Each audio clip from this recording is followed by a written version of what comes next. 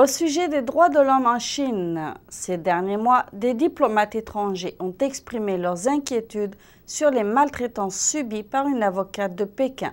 Des responsables des ambassades canadiennes, américaines et d'autres pays européens ont rendu visite à Ni Yulan et se sont informés de sa situation.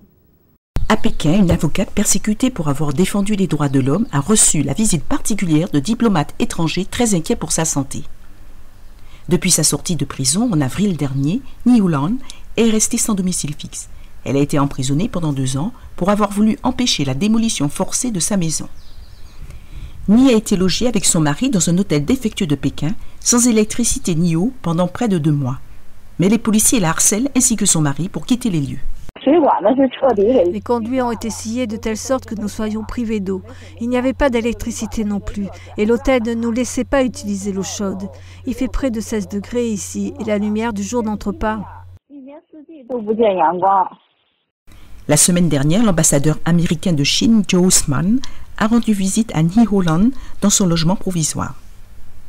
Il est venu pour prendre connaissance de mes souffrances durant ces 10 dernières années, savoir le genre de répression que j'ai subi et comment j'ai été torturée, arrêtée et condamnée. Des fonctionnaires suédois et norvégiens ont également rendu visite à Ni. Ils se sont informés pour savoir si j'avais besoin de quelque chose et comment ils pouvaient aider. Ils m'ont apporté un peu d'eau chaude et du thé et se sont inquiétés pour ma santé. Ils m'ont dit que de nombreux spécialistes des droits de l'homme s'en inquiètent parce que la police ne cesse de nous harceler. En 2002, alors qu'elle filmait la démolition forcée d'un immeuble à Pékin, Ni Yulan a été arrêtée par la police, frappée et détenue pendant 75 jours. Les coups l'ont rendue invalide. Elle a été condamnée à 1 an de prison pour avoir essayé de publier une pétition contre ses mauvais traitements. Après qu'elle ait été libérée l'année dernière, les médias locaux ont publié un rapport des abus qu'elle avait subis en prison.